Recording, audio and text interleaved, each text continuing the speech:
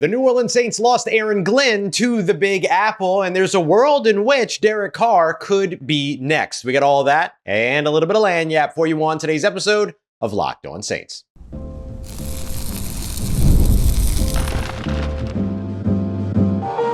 You are Locked On Saints, your daily New Orleans Saints podcast, part of the Locked On Podcast Network, your team every day. What is good, Who Dat Nation and Who Dat family? I am your host, your friend, Ross Jackson, New Orleans native, your New Orleans Saints expert and credentialed member of the media, covering those New Orleans Saints as the Saints beat writer over at LouisianaSports.net and Saints analyst with WWL TV. And on today's episode of Locked On Saints, Saints defensive end Cam Jordan briefly wanted out. Now it will be up to the Saints whether or not he gets back in. Why the New Orleans Saints should absolutely steal the New York Jets approach when it comes to landing their next head coach. And speculation around Derek Carr to the New York Giants has the tiniest legs, but there is a world in which it happens. We got all that and much more for you on today's episode. We appreciate you very much, whether it's your first time or your next time, making Locked On Saints your first listen, and for being an everydayer here on the show, which is a proud part of the Locked On Podcast Network, your team every day. Today's episode and all of our crossover Thursday episodes as the AFC and NFC championships kick off this weekend.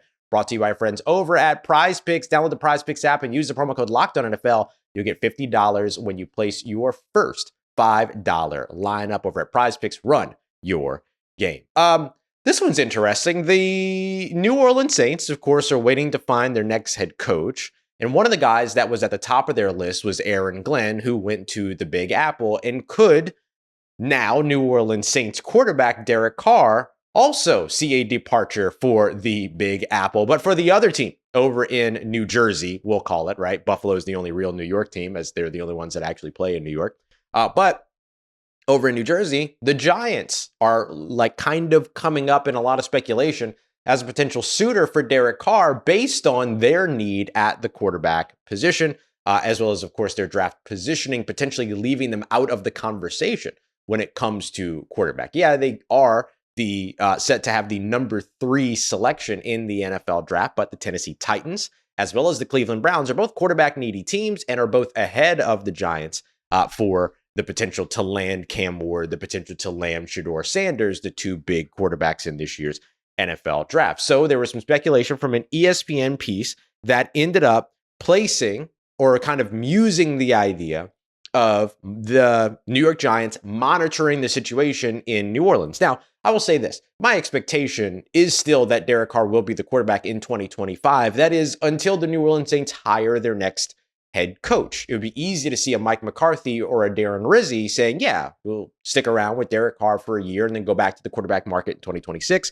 But a Kliff Kingsbury and a Joe Brady might feel differently, right? So it's going to depend upon who the actual next head coach is in terms of what the actual future of Derek Carr is going to be. But this is more speculation than anything else in terms of connecting dots like, hey, the Giants should be monitoring this situation. And the truth is, they should be monitoring the situation. Just because it's speculation doesn't mean that there's not some, I don't want to say truth to it, because I don't want to give the impression that the New Orleans Saints are presently huddled around saying, how do we trade away Derek Carr or anything like that?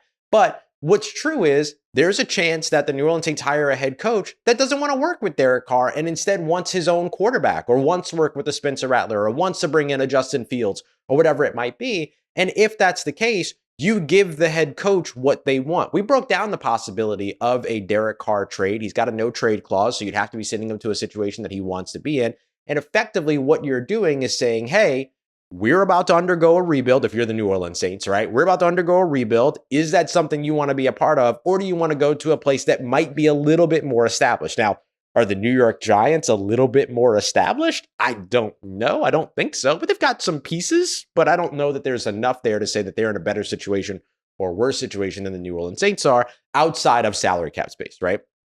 So that would be the other thing. But if the quarterback here and the new head coach here don't see eye to eye and the new head coach doesn't want to work with the quarterback, you're not going to saddle that head coach with that quarterback. And probably that quarterback doesn't want to be saddled with that head coach anyway. Like Derek Carr has dealt with enough of they don't want me here because of what the Las Vegas Raiders did when they effectively moved on from him earlier than the season ended, right? And so for Derek Carr, I doubt he wants to be in a situation to where he is paired with a head coach that is just waiting to get rid of him to move on to his guy and his choice. No one wants to be in that situation.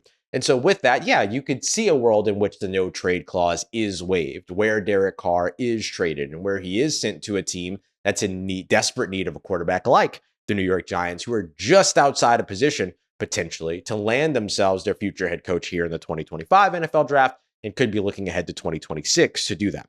One of the things that I enjoyed about the report is the way that it was written, where it said nothing should be ruled out, which is very true because there's no head coach in New Orleans. Therefore, nothing can be ruled in.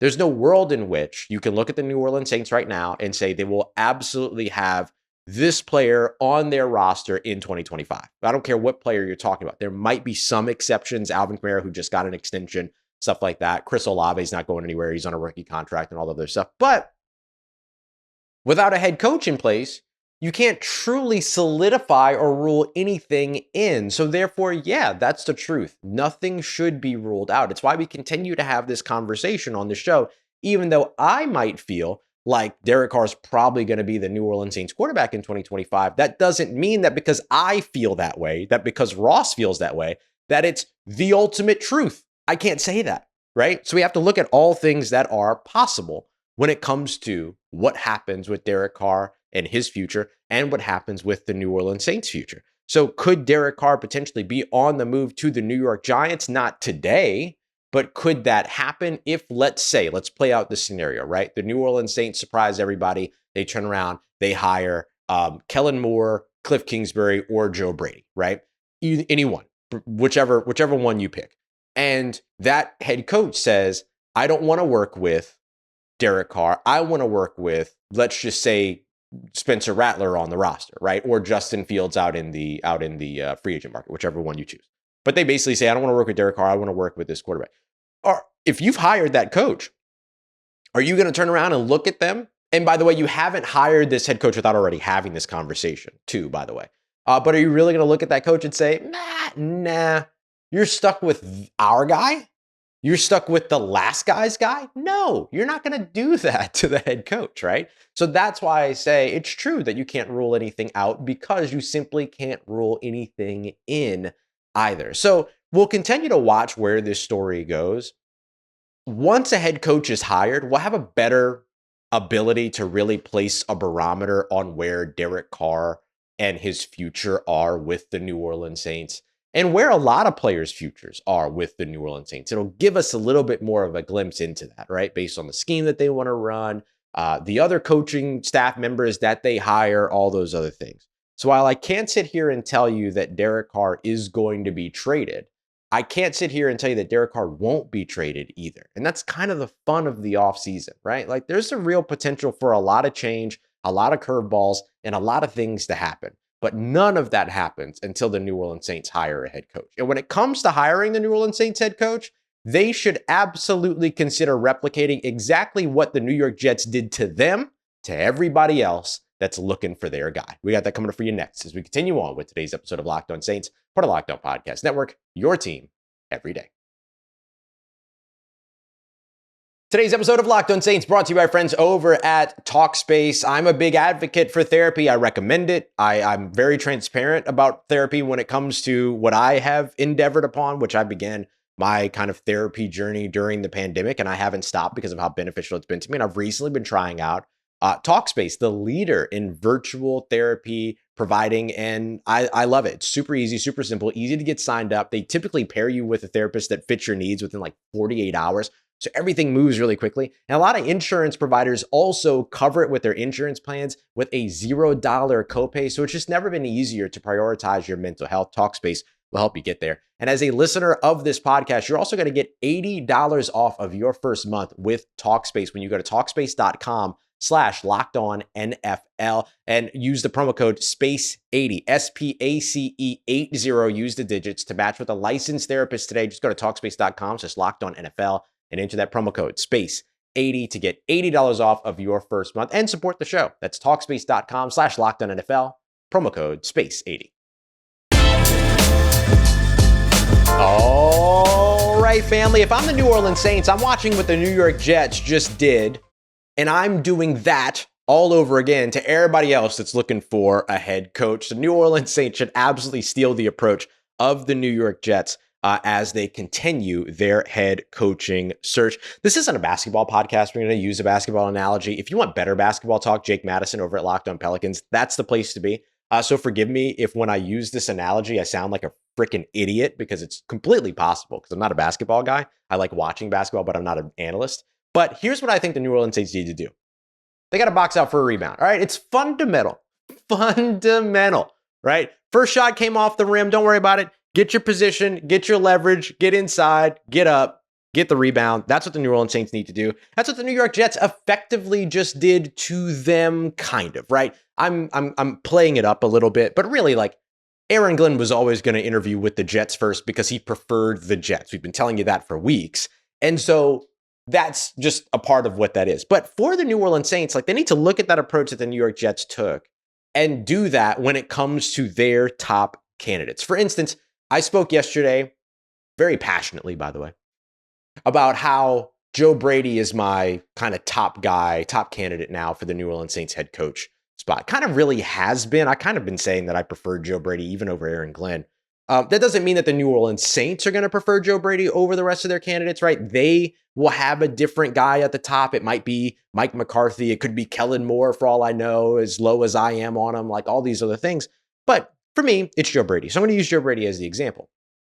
Joe Brady becomes eligible to do an in-person interview, whether the Buffalo Bills win or lose this weekend, beginning on Monday, basically, right? Going into next week, that bye week between the conference championship as well as the conference championship games, as well as the Super Bowl. You can interview folks that are even moving on to the Super Bowl. The one caveat is he can't officially accept a job or sign a deal until after the Super Bowl. So you might hear a report that's like, oh, Joe Brady, sources say that the X team and Joe Brady, who is coaching in this week's Super Bowl, are expected to finalize a deal after the championship game or something like that. Like, you'll hear that, but you won't hear this person has agreed to terms to become this team's head coach, because they're coaching in the Super Bowl. Won't be able to do that until after the Super Bowl is done.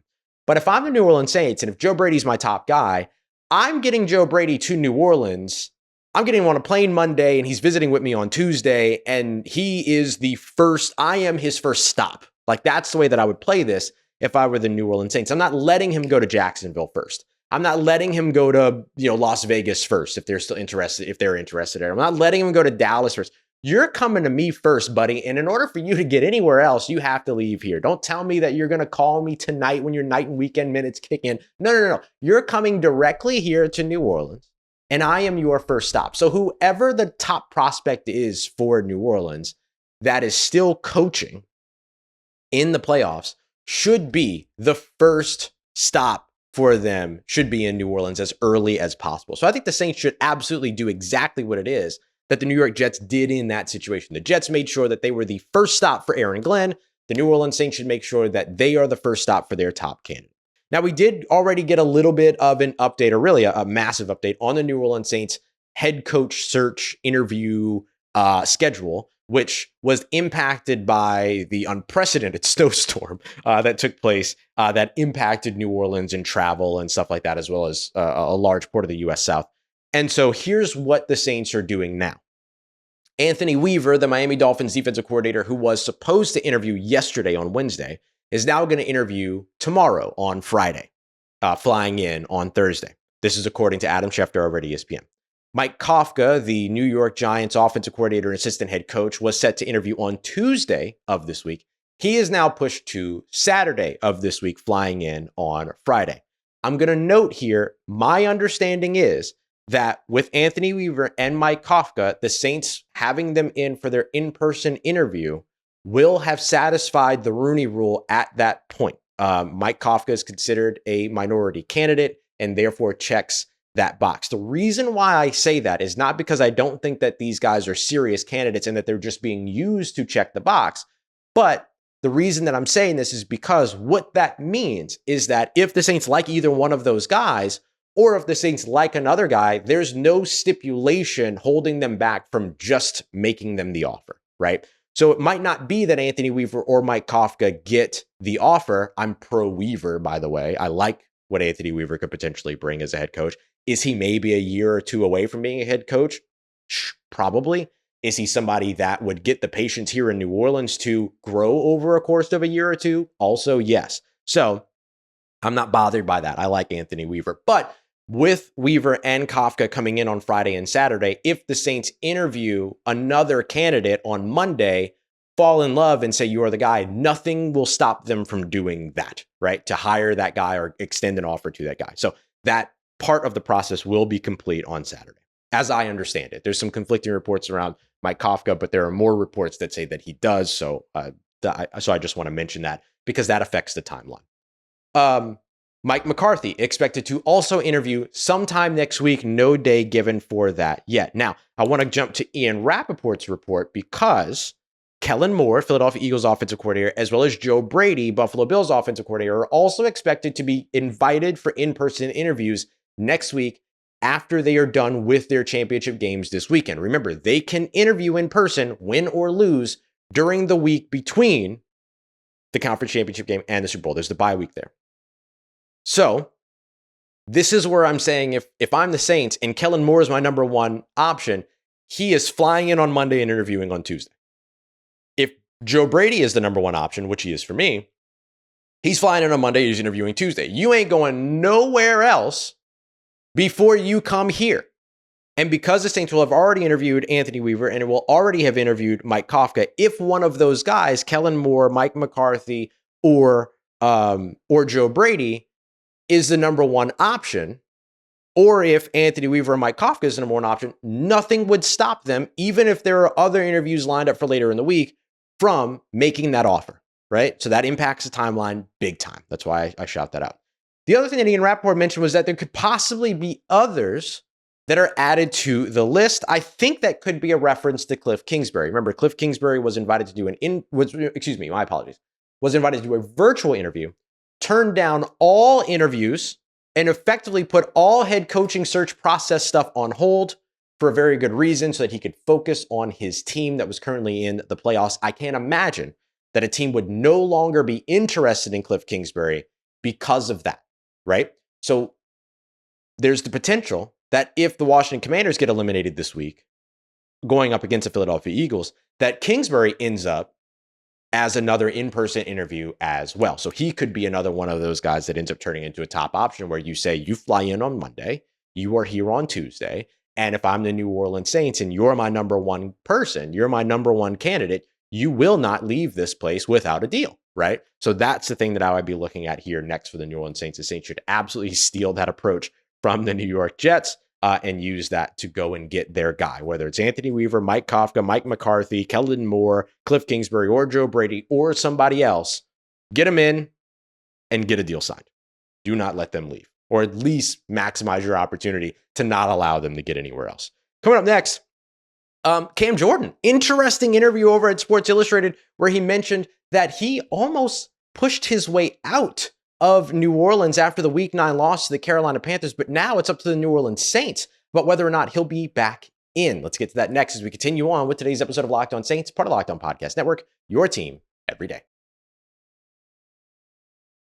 Today's episode of Locked On Saints is brought to you by our friends over at FanDuel, America's #1 sportsbook. From the first whistle to the final drive, FanDuel makes the NFL playoffs even more exciting because right now new customers can put $5 down and get $300 in bonus bets if you win that first $5 bet. That's all you got to do. Then all of a sudden $300 in bonus bets to keep the action going. So here's how you want to play it. You want to take a heavy favorite. Put $5 down as your first bet with FanDuel after you sign up on, let's say, the Philadelphia Eagles, who are 6.5-point favorites over the Washington Commanders. Go to the NBA, take a heavy favorite there, put the $5 down. That way you can get that $300 in bonus bets and keep everything going over at FanDuel today. I love these types of deals. It's a great time to get started over at FanDuel. All you got to do is visit FanDuel.com today to get started with $300 in bonus bets. That's FanDuel.com. Make this playoff season unforgettable with FanDuel, official sportsbook partners of the NFL. Let's get it, Who Dat Nation. Cam Jordan, New Orleans Saints defensive end, almost briefly wanted out of New Orleans, but now will be up to the New Orleans Saints about whether or not he's back in. This was a really interesting story. Cam Jordan's interview over with Greg Bishop at Sports Illustrated is a must read. It's absolutely awesome. Opened up and was very truthful about like the kind of shortcomings of Todd Grantham, the New Orleans Saints former defensive line coach, who Darren Rizzi effectively, I mean, not effectively, right? They're not going to call it this, but I can say it. Darren Rizzi demoted Todd Grantham the moment that he took over, and then ended up moving Brian Young into the defensive line coach. Remember, he moved Todd Grantham over to like a helping as an advisor role, helping Joe Woods with run game coordination or something like that. Like he was an advisor role that ended up actually leaving early because he took a job as a defensive coordinator at Oklahoma State University. And everything that we've heard about Todd Grantham, good luck, Oklahoma State University. But the way that you look at this the way that I look at this is really interesting, because what Cam Jordan also talked about is that sort of bubbling of frustration that he had with Todd Grantham, with the amount of snaps that he was playing / not playing. He felt lied to by Todd Grantham because of those reduced snaps and things like that. That Cam was like pushing his way out. The report basically said that his father, Steve Jordan, supported Cam Jordan in terms of making the thing, even went to the point of like looking and working with an agent to potentially look for trades, and wanted to go to a contender, but it wasn't possible because of his contract and all these other things. And so, like, by all intents and purposes, like, Cam Jordan kind of tried to push himself out. And do I blame him? No, not at all. You've been with the team for 14 years. There's no Super Bowl in sight for you at this point if you stay here. Yeah, go to a contender and try to get yourself a ring at some point. Like, he might be one of the best players in the NFL to not win a ring, right? He could be in that conversation. And so for New Orleans, though, this becomes a really interesting piece of information to now have going into the offseason, where Cam Jordan is set to have a $20 million plus cap hit in 2025, the second highest on the team behind only Derek Carr. And so the thing that becomes so interesting about that is that you've gone from this situation to where Cam Jordan was potentially trying to force his way out of New Orleans and asked for a trade and all those other things, to New Orleans basically now having the keys to say, well, you wanted out, so here you go, and then hand him a post-June 1 cut. Or the issue with the post-June 1 cut is that, yeah, you save $11 million, but you don't save that money until June 2nd. And trading or cutting him straight up before that point doesn't make any sense, because all you do is lose money in those situations. You take on more dead money than salary cap savings, basically. The only thing that you could do otherwise is rework his contract to either facilitate a trade or rework a contract to get him to stay here. Now, by the end of the season, things seem to be a lot better for Cam Jordan, right? Cam was very vocal about the fact that he wants to finish his career here in New Orleans and that he's not going anywhere. He said something along the lines of, forgive me for paraphrasing, but he basically said, like, you cut me open and I bleed black and gold. And then he basically went on to also say that, like, if I'm no longer a New Orleans Saint, it's because the New Orleans Saints made that decision. And now the New Orleans Saints will be making that decision with this public knowledge, which I'm sure that they already knew about, knowing that, like, the bubble up got so drastic for how poorly that season was going. Remember, that was at the end of a 7-game losing streak. That was after a 2-game win streak to open up the season. That was after Cam felt that he was being lied to. We saw his snaps reduce, was playing a career low in snaps again, wasn't going out there and wasn't being put out there in favor of younger guys that weren't producing. So there wasn't even the benefit of production. And then Darren Rizzi takes over, demotes, I can say it that way, they won't, demotes Todd Grantham, forces Tom Grantham out of the building, if we're being honest, or put him in a position to where he found his way out of the building. Let me say it that way. They certainly left the door unlocked for Todd Grantham to walk out, maybe even a little ajar, right? We'll say it that way. And then Cam Jordan's snaps ticked up, and his sack number ticked up, and his production ticked up, and everything like that. So if the Saints are going to do what it is that they did with him in the second half of the season, the Darren Rizzi portion of the season, then maybe Cam Jordan is perfectly happy with where he is and all those other things. But they certainly can't go back to what they did under Dennis Allen and can't go back to what they did under Todd Grantham. So that's going to be kind of the big sticking point for where things do go next. The way that Cam Jordan talked about it, he said that there will be major talks after the season, he was pretty sure. So that would be a part of those conversations. And he also said, with the way that his personality is, he's either all in or all out, but it sounds like it's going to be up to the New Orleans Saints about whether or not he'll be all in or all out on the roster in 2025. So we'll see where things go. It seems like the relationship's better, but man, I don't know if you saw the video. It was Nick Carboni over at WCNC over in North Carolina, over in Charlotte, one of our partner television stations here on Locked On. He actually had the video of Cam like after that game, not going back to the locker room, but he was like walking out of the building in uniform, and Alvin Kamara and Derek Carr went and got him and kind of calmed him down and stuff like that. But he was heated, and deservedly so. They had just lost to the team that was considered the worst team in the NFL at that point. It was a 7-game losing streak. You heard the whole thing earlier.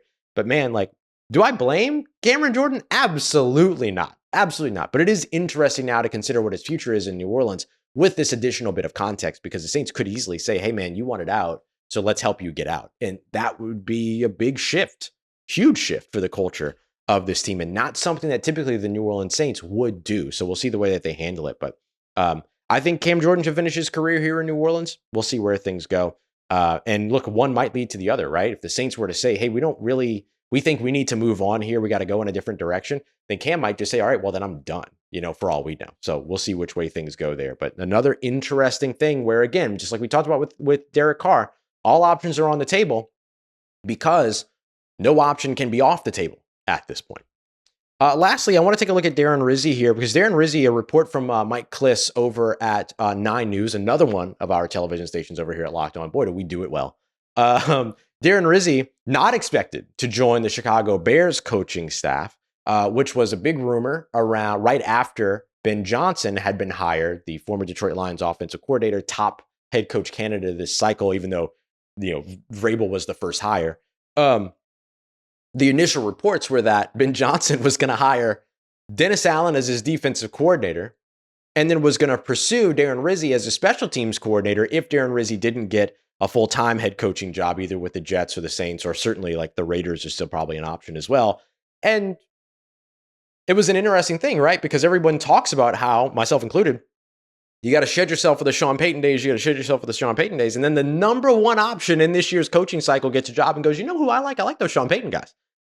And he would have put Dennis Allen as his defensive coordinator, and then Darren Rizzi as his special teams coordinator, which, by the way, awkward, right? Like, hey, you guys are colleagues again after this guy took over for you when your old team canned you. Everything like that could have been really awkward. But look, Darren Rizzi still very much in play here in New Orleans. He's the only candidate so far that's done an in-person head coaching interview. I don't think they'll do a second interview with him, because he had an 8-game interview and then did an in-person interview with the team. So we'll see if Darren Rizzi gets the job here in New Orleans.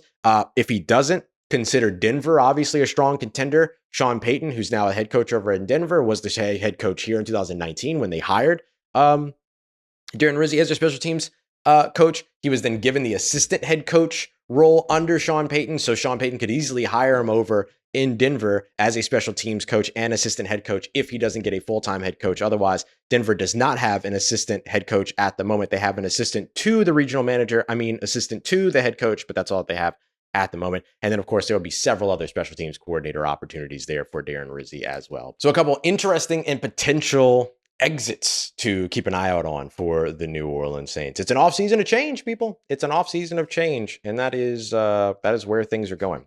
Speaking of that, coming up in tomorrow's episode, what other big changes should the New Orleans Saints make? I want to dive into that. And then I want to start taking a look over at free agency and introduce you to a couple more late round draft gems that you should be aware of for the New Orleans Saints. With this, especially with the Senior Bowl on the way. So I want to start looking ahead to the Senior Bowl, all that good stuff. And of course, we'll keep you up to date with anything else going on around the New Orleans Saints head coaching jobs. We got all that coming up for you in tomorrow's episode. We'll see you then. Appreciate you very much as always. Make it as your first listen. Go and check out Locked On NFL. Don't forget to join the Insider program. You can do so with the link in the description or texting WHODAT to 504-285-7473. And of course, we'll see you here tomorrow on the show. Thanks so much as always for making us a part of your day, part of your routine, for saying yes to me and the show. As always, if you see me, please say hi. A big happy birthday to Insider Kliff. And a big shout out to Elijah as well for being an everyday. I really, really appreciate y'all. You need anything else around your New Orleans Saints in between these episodes, make sure you follow me on your favorite social media at Ross Jackson, NOLA. Hit me up. Learn how the family's doing them and how you living. Let me know how you bombing them. You trust you, that nation. I'll holla at you.